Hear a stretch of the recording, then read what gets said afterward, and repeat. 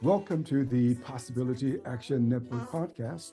I'm your host, Stephen Middleton, aka Possibilityman.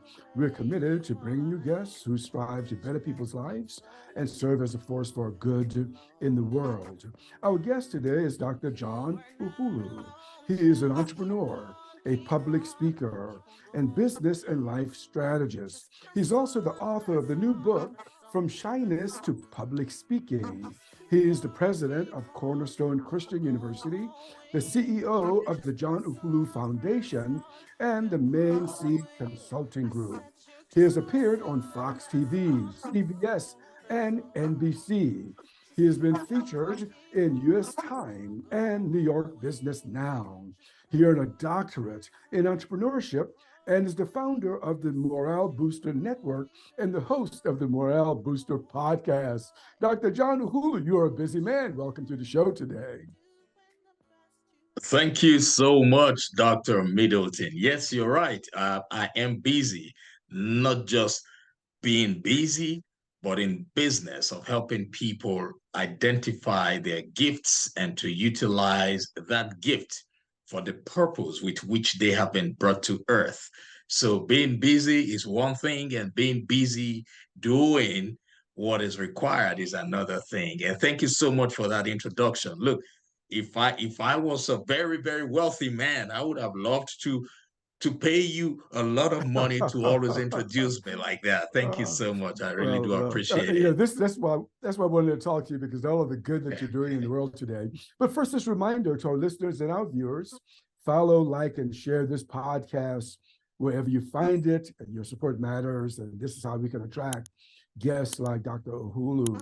Hey, look, I've introduced you, in my remarks, but you have a very, very background. Could you tell us a little bit about your background, especially in the corporate world and education prior to doing what you're doing now?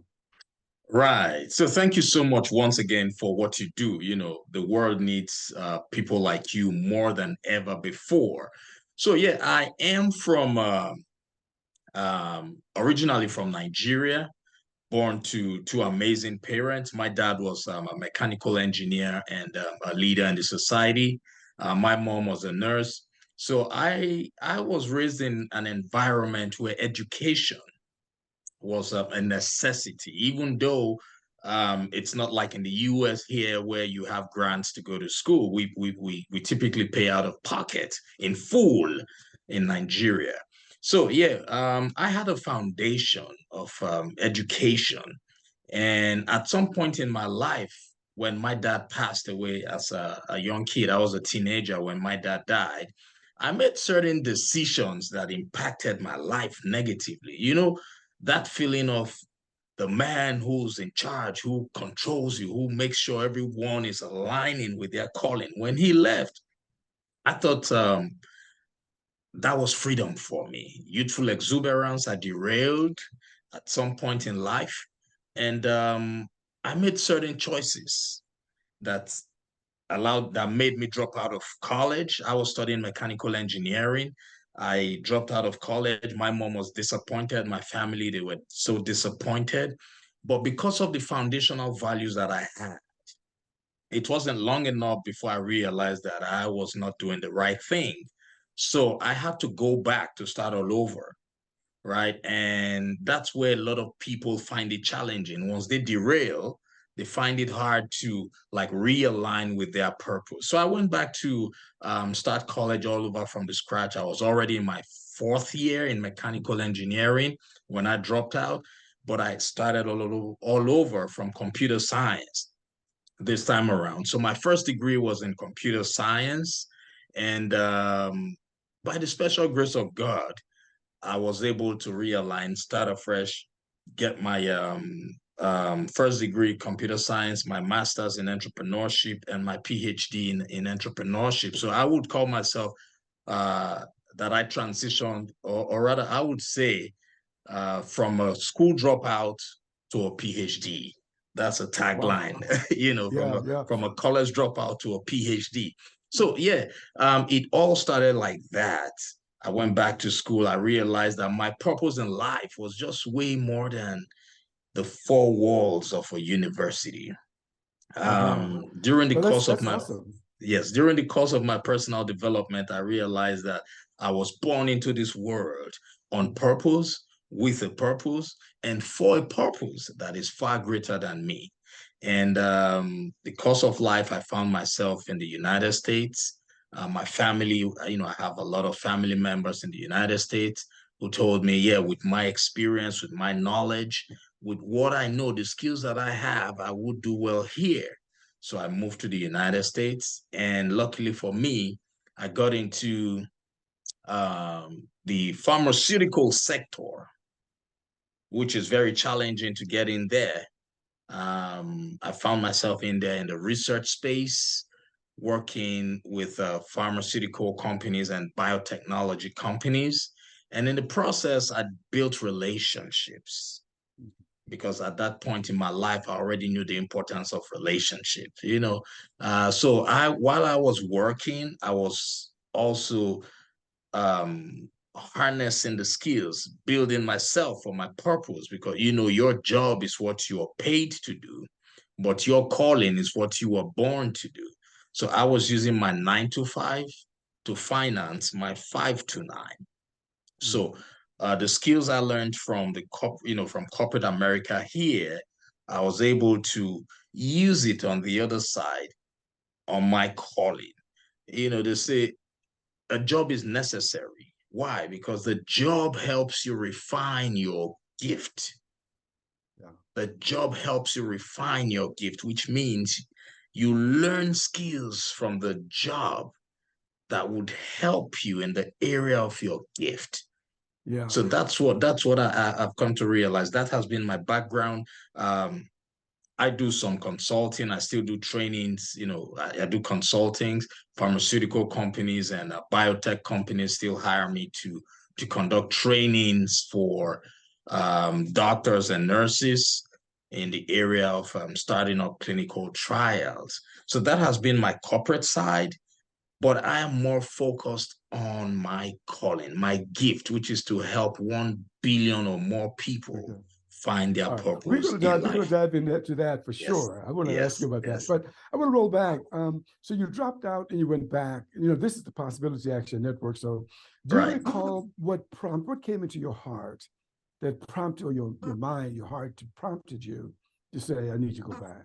Do you recall what that was like? Yes, I completely remember what happened. Mm. So, it's like, sometimes when we mention the word sin, people only refer to sin or see sin or think of sin based off of what the Bible or the religious meaning is. But sin does not only necessarily mean thou shalt not steal or kill, Mm. or sin simply means being rebellious of authority. When you rebel an authority that you know is the right thing to do, you have some form of guilt inside of you, right?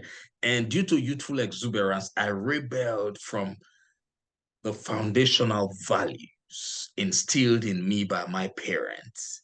Even though I was thinking, oh, yes, I'm doing the right thing, there was something inside of me that was eating me deeply. It was constantly haunting me, letting me know, hey, John, what you're doing is not right. But Mm. I would wait. That's my conscience talking to me. But I would wait Yeah. to see where you're heading. I was constantly being tormented by what I knew, Yeah. by the values instilled in me by my parents. I see. I knew I was letting so many people down. Yeah, I got you. Yes. That seed was there. That's right. So okay, Yes. and then yep, then you was in your work. You founded a Yes. university. Yes. What prompted you to do that? I mean, people don't do that every day. Let's face it. Exactly. People don't do that every day. When I was much younger, my mom used to always come to me. She would say, John, when I was pregnant with you, I used to always have this dream. And in this dream, I would always see a tall, dark-skinned man dressed in suit, holding a microphone and speaking to a crowd. And whenever my mom said that to me, I would quickly interrupt because at that point in my life, I was going through a high level of shyness. I struggled with shyness, right? So, but my mom, being an optimist, would always smile and say, "Don't worry. Right now, you don't believe, but wait and see, my son." So, somehow she planted some gems, some things in me that whenever I was thinking small, I always knew I was thinking small, right? So when I came to the United States, I saw that it was a land of opportunities. I had already started doing big things. When I was in Nigeria, while people were thinking of ordinary things, I was thinking of how to bring foreign investors to Nigeria. You know, it was a goal for so many years until I finally hit it and had that done, brought people from the United Kingdom to Nigeria to do business. But the economic situation of the country did not work. So I had to relocate, move to the United States. And on getting here, I saw that, oh, now I don't have to look for these people to come to Nigeria. They are with me here now. So what big thing can I do? And I read a book titled The E-Myth. That book changed my life completely. That book tells you that whatever you want to do, if it cannot grow to become a franchise system, you shouldn't start it.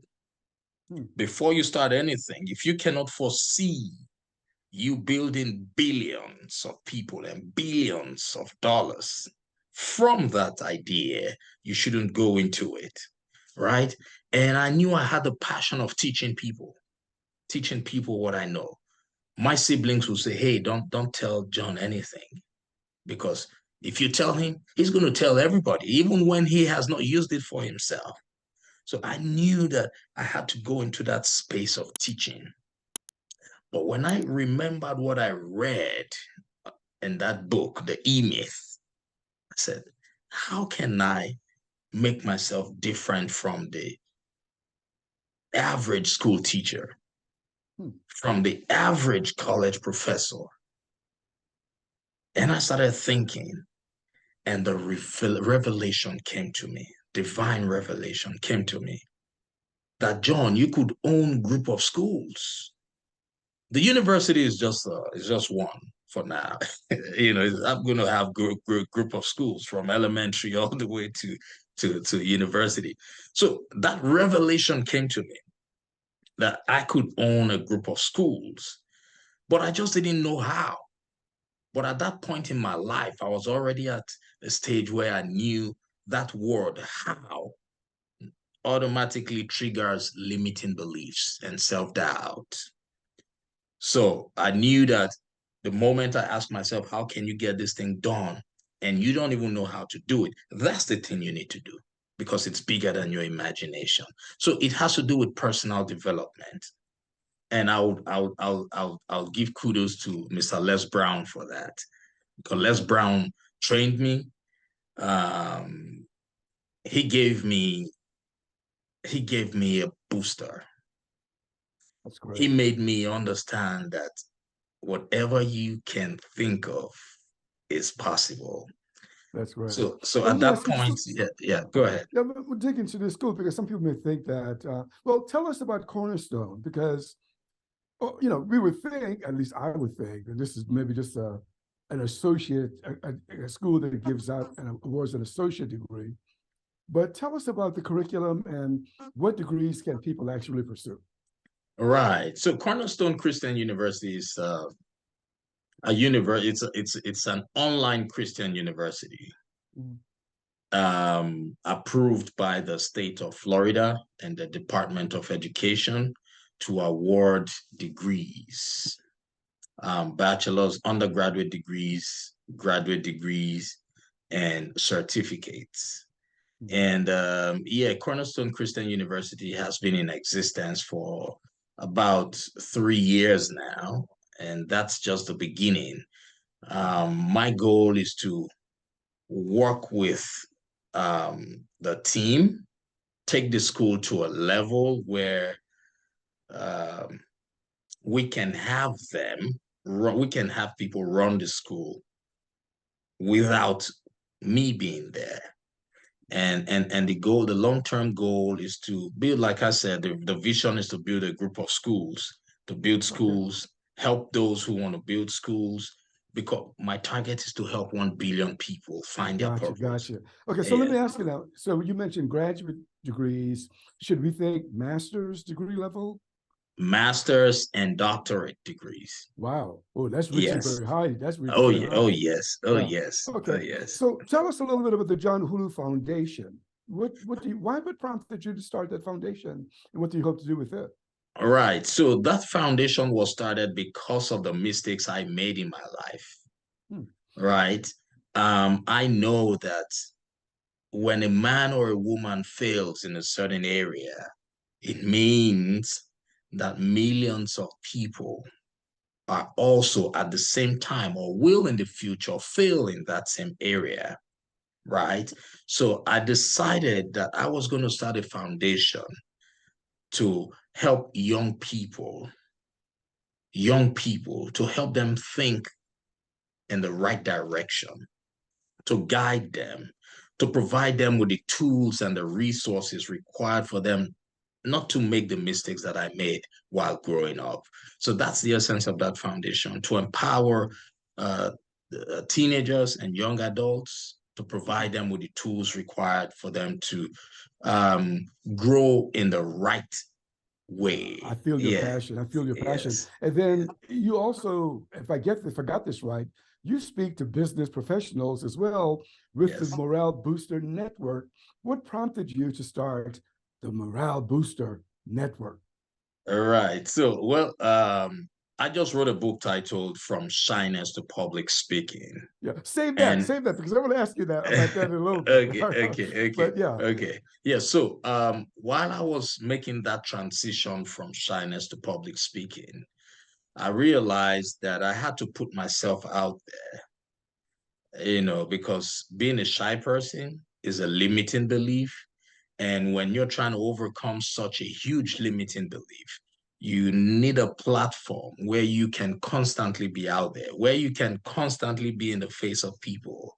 So that was how I decided I was going to start a podcast to just put me out there, having the mindset of an achiever.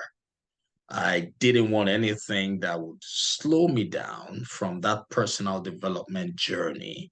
So that idea was born out of a necessity to Yeah. overcome shyness. Yes. I say, and you're speaking to business professionals and other professionals, but you're also inspiring them. So, let me back up.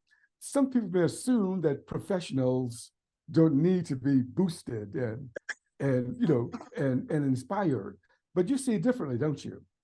I completely see it differently because as a professional Mhm. from any walk of life, we tend to always have some limiting beliefs, Mhm. challenges.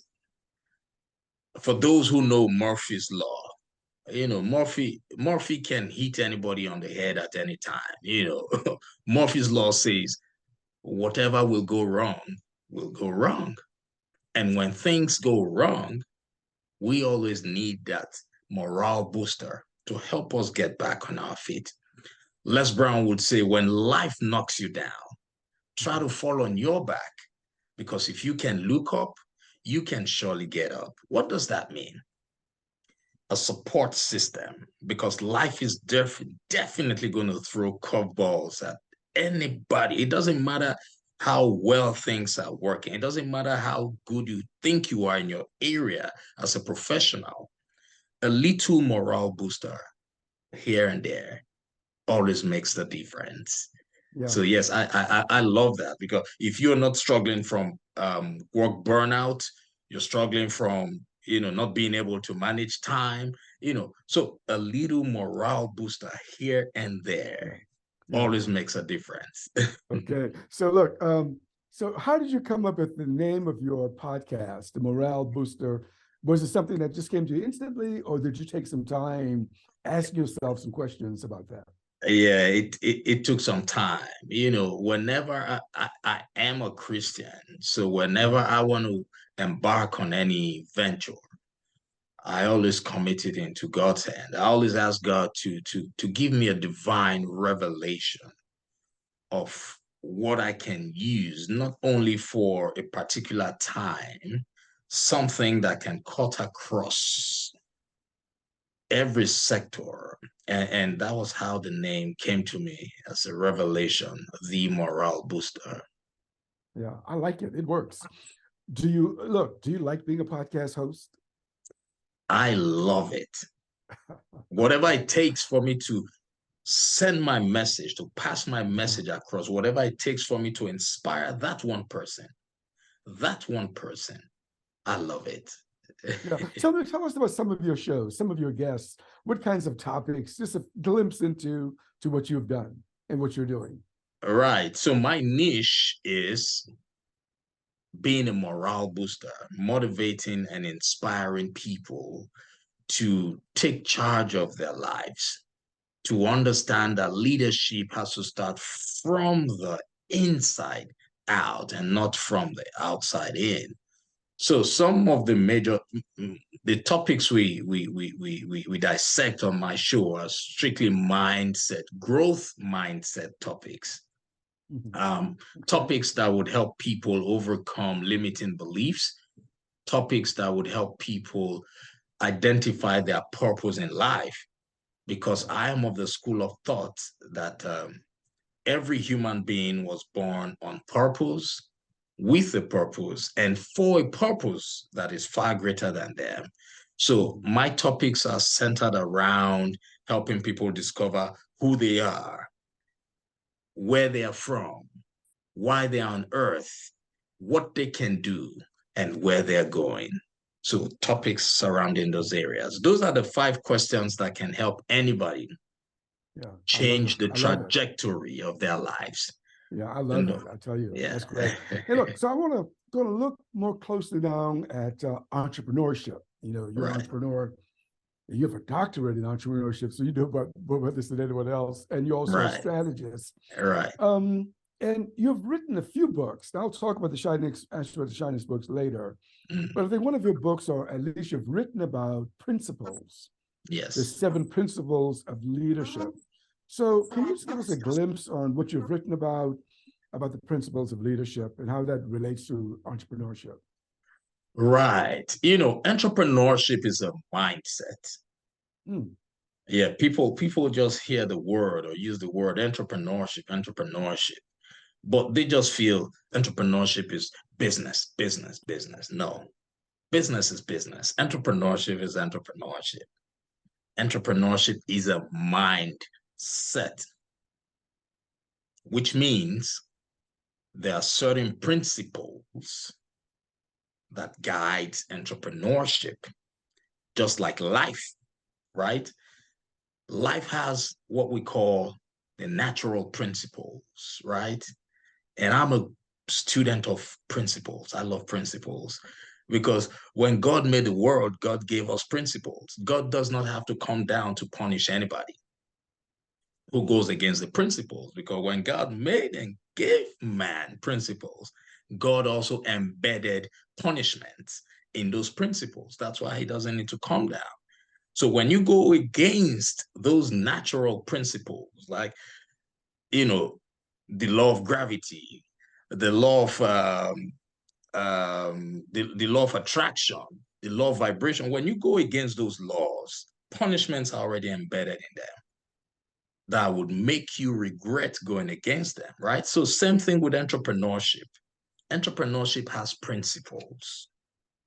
And in my book, I talked about these 7 principles that every entrepreneur needs to follow. It is not an easy journey. So in my book titled The 7 P's of an Entrepreneur, I talked about just 7 principles, 7 major principles that everybody needs to know about. And if, those who are listening right now, you can go purchase the book, The 7 P's of an Entrepreneur. Those principles can guide you, can help you develop that mindset, because everybody wants to get into business, but not everybody understands the principles. And without principles and precepts, we're all going to make mistakes. And you at least you understand where I'm coming from. So those principles are there. One of the very important principle of entrepreneurship, I'll just talk about one, is having a purpose. Having a purpose, knowing where you are going, knowing what you want to accomplish, because it is your purpose that determines every other thing. Right? Because a wise man once said, if your purpose, your vision is just for you, your personal self and your family, that's called ambition, right? Yes. But if your purpose will serve, your purpose for doing anything, if it will serve every other person, then that's a calling. Entrepreneurship is a calling. So you need to understand that principle of purpose before getting in there. So when you buy my book, The 7 P's of an Entrepreneur, you would find all the principles that I talked about, 7 principles. Yeah, love it. You also write about wealth creation. And, I'm thinking about our present days, 2023, almost 2024. And people will say, gosh, these are challenging times. But you write about wealth, creation. Talk to us about creating wealth in these challenging times as an entrepreneur. Well, wealth creation. Now, I know there's so many people out there who do lifestyle. What I consider as wealth is completely different from what the ordinary person considers as wealth. What I consider as wealth is the ability to serve, to lead, to positively influence people, and to leave an impact, a long-lasting impact that will outlive you. That's what I consider as wealth. Yeah, I love that. That's great. Yeah. Yes, because that's the purpose God has sent every human being to fulfill in life. It doesn't matter how much money we have. It doesn't matter how much physical properties we have. If you have not fulfilled those 4 major assignments, which is to serve, to lead, to influence, and to impact lives, then you're not wealthy, because we were all born into this world. We're conceived in the womb, and we will one day end up in the tomb. But what matters is how we live our lives with those 4 assignments. So for wealth creation, if whatever you're doing does not lead to you serving people, serving your gift to people, becoming a leader who would empower others, influencing people positively, to understand the principles of life, and to leave a legacy that would outlive you. What are these legacies we're talking about? We're not talking about houses or cars. We're talking about legacy, real legacy that would outlive you, like writing books. Those are the types of legacies we're talking about, because every human being was sent into this world, right, to deliver a gift, to deliver your skill, your talent, so that the next generation can benefit from your skill. So books, that's great, movies, music, intellectual property, those are wealth. Those are legacies. Those are what I consider as wealth, not indeed. I I love it. Look, that's great. That's great. What I like about you is that you have your hand on the pulse of what's happening in the world today, including artificial intelligence, and you've written about it. And so talk to us about what you see, how our AI is impacting, businesses, entrepreneurship, and just our lives as human beings. Right. So my first degree was in computer science, and what I have here now, it's called newgigs.com. Newgigs.com. That is a software company that I co-founded as well. It's an artificial intelligence website builder. So artificial intelligence has come to stay, whether we like it or not. Technology is what we need. The earlier business owners, the earlier people who want to influence and impact lives, transition, accept it for what it is, the better it will be. I remember back in the days where, you know, if you need to influence a particular area before the creation of social media, if you need people in Chicago, I live in Georgia. If I need people in Chicago to know about me, I'll need to travel there and make things happen over there. But right now, artificial intelligence has made the world a global village. Right now, only people who accept it will be able to go to the next level as quickly as possible. Artificial intelligence does everything for you. It thinks for you. It writes for you. It reads for you. It designs for you. So I want to encourage people, era, if you are still thinking that it is not yet time for you to make that AI, this is the time. I have done research. I have written scholarly articles on artificial intelligence, on how it can help you start, automate, and scale your businesses. So if you just go to Google and type John Ughulu scholarly articles or John Ughulu articles, yeah, you would find some articles I have written on artificial intelligence. It was great research work. I love to do research, but I want to tell everybody, if you are a business owner, if you are, you know, whatever you do right now, AI can basically help you reduce the stress. There is a difference between busyness and being in business. Take note. Take note. I want you all to write this down. There is a difference between busyness and being in business. So AI has come to reduce the busyness and to help you be in business. Wow. So I want everybody to start learning how to use AI. Yeah, well, you know, what I find fascinating about you and your work is that, you know, as an entrepreneur, as a person with advanced education in entrepreneurship, and as a scholar, you're also steeped in human development.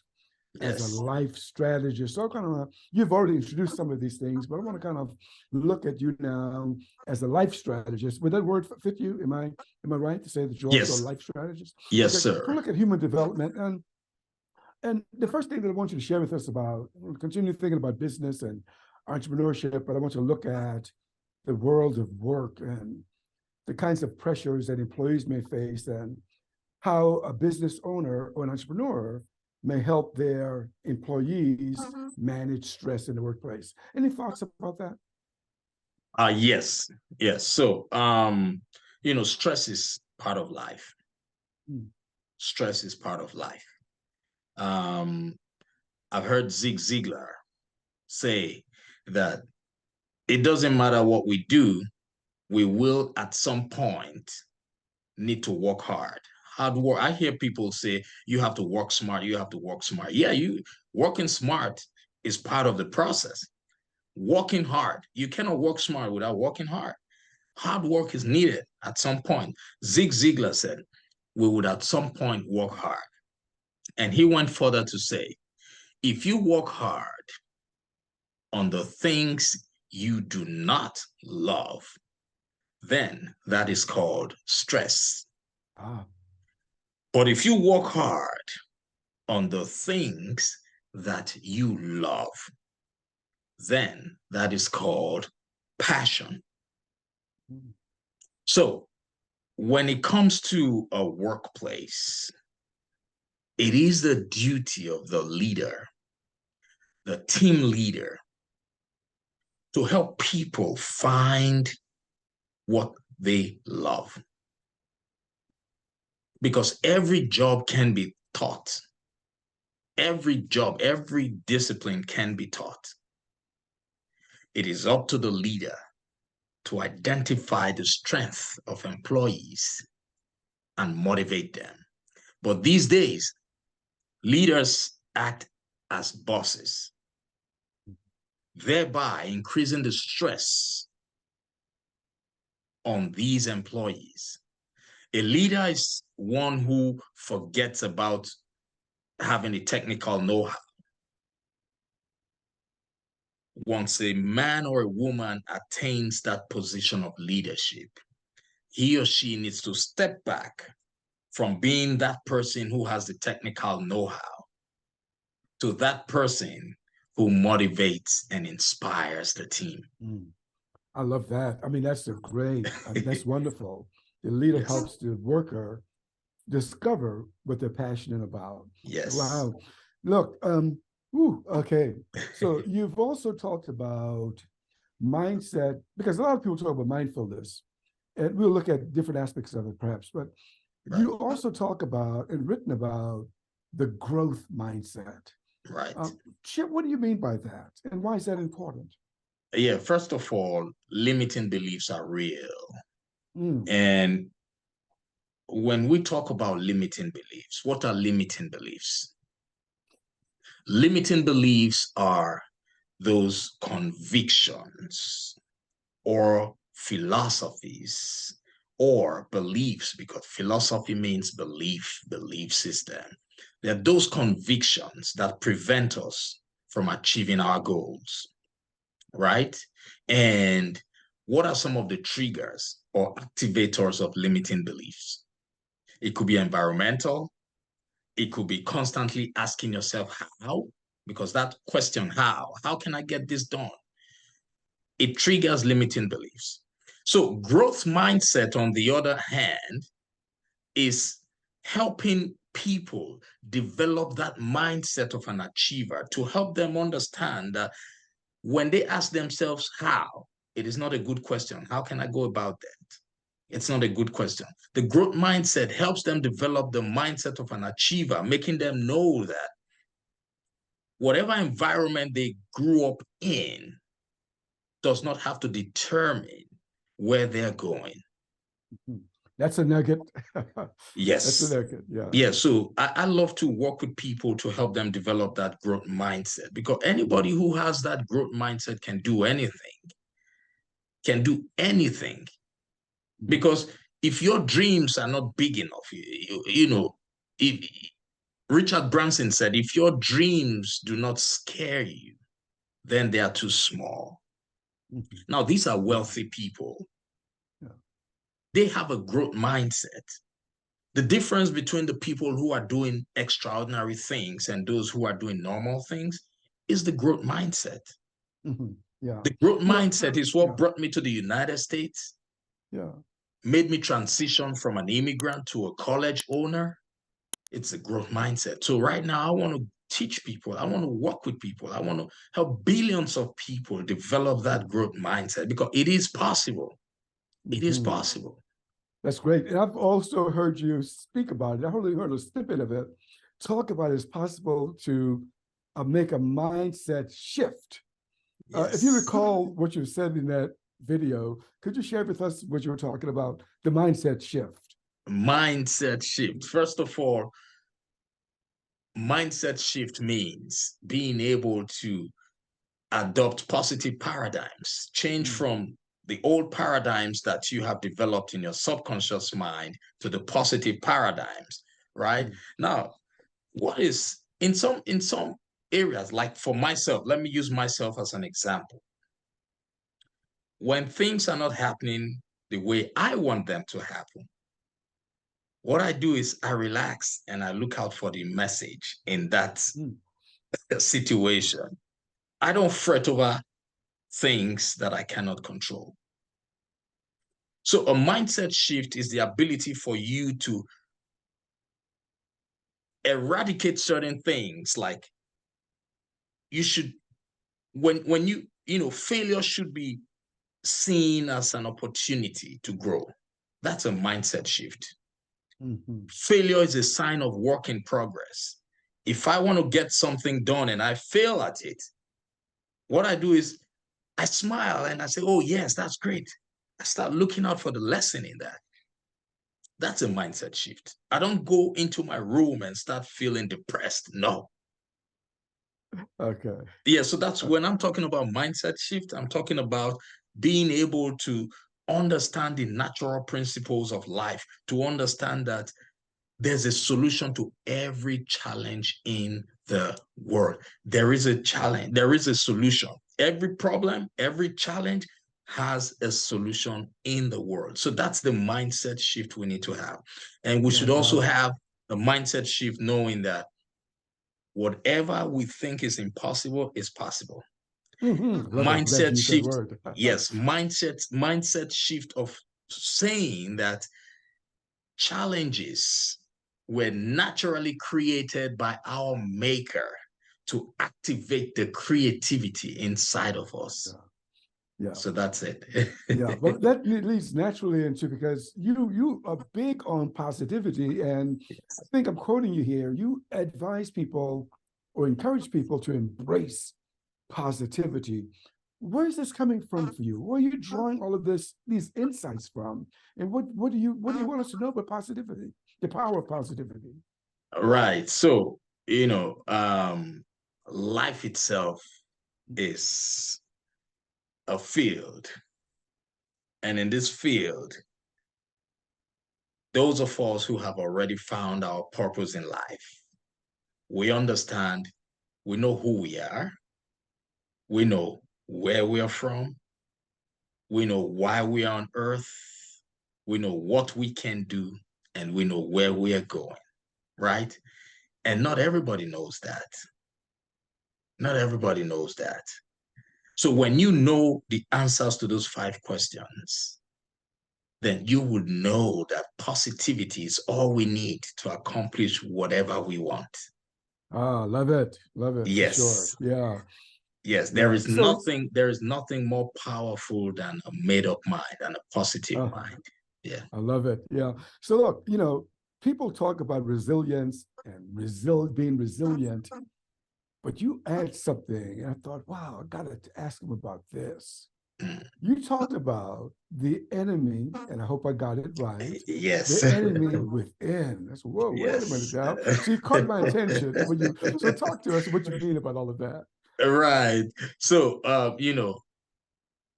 we have to be mindful of the enemy within, because if we can control the enemy within us, the enemy from outside cannot do us anything. And what are those enemies within? They're self-doubt, right?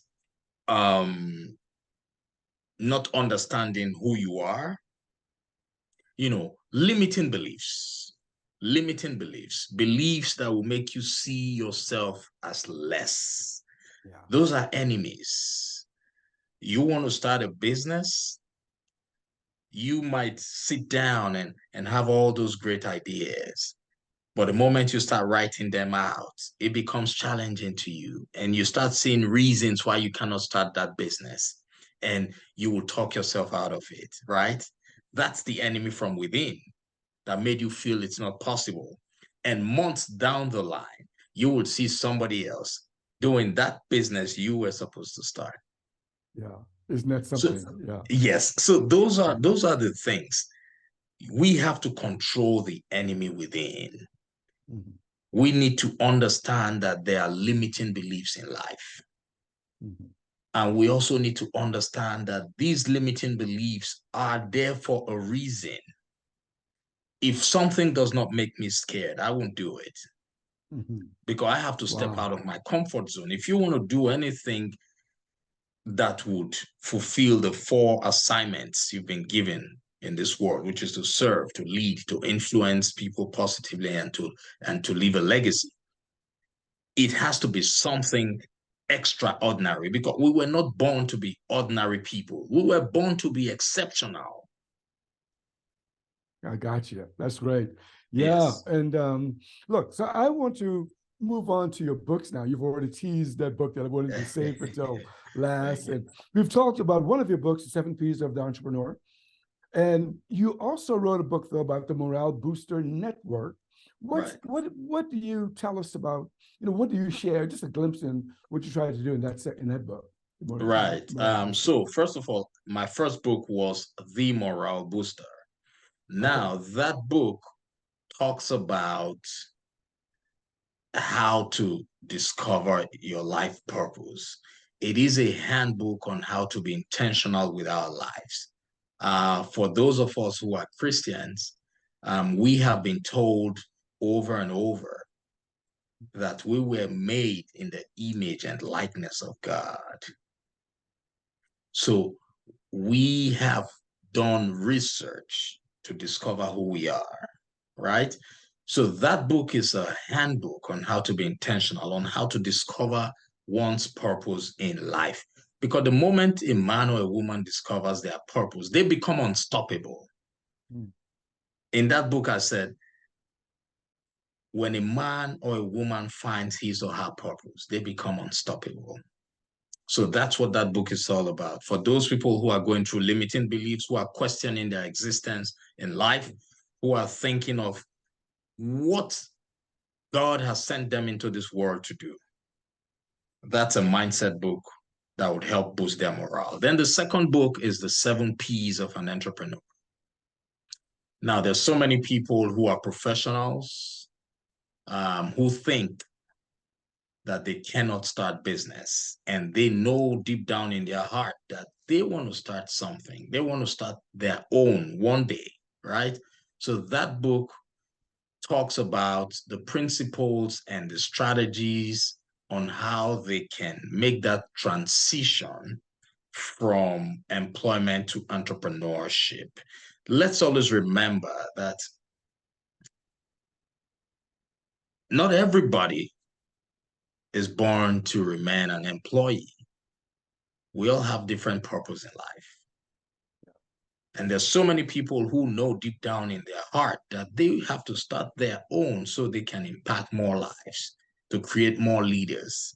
So those are the people that that book, The Seven P's of an Entrepreneur, would serve.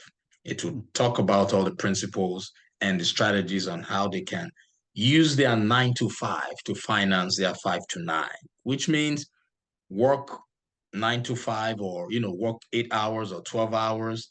Then whatever you make from your employment should be used for the remaining hours for your deployment, because your calling is your deployment. Your job is your employment. Your job is what you're paid to do.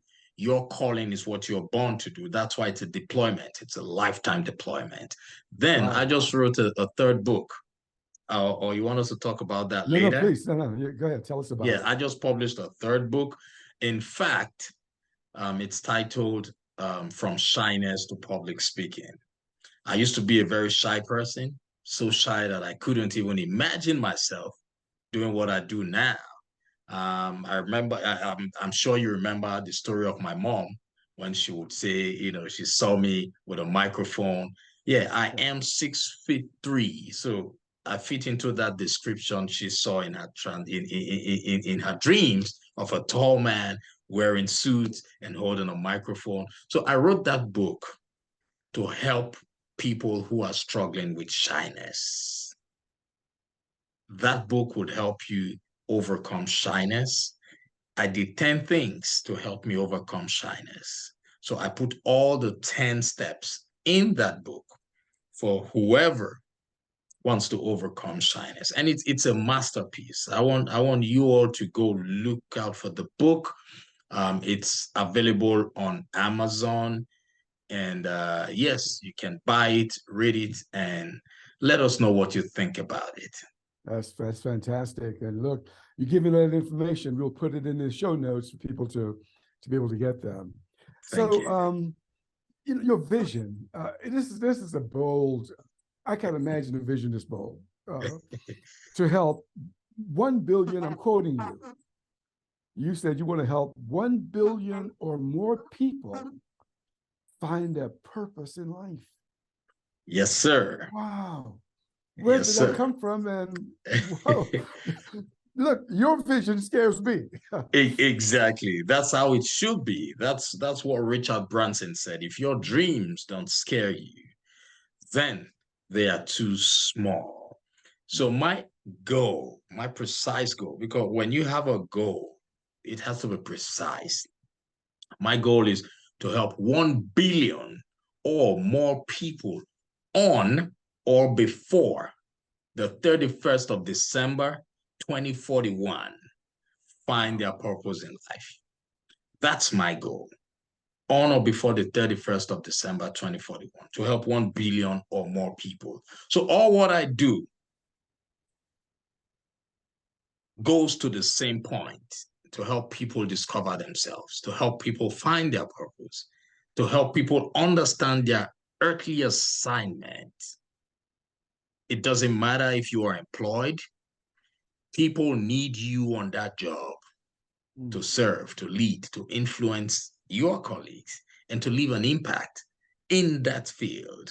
It does not necessarily have to be you owning a business, but to help people. And my goal is to make sure I help employees know where they're going, to help business owners know where they're going, to help them understand the difference between ambition and a calling.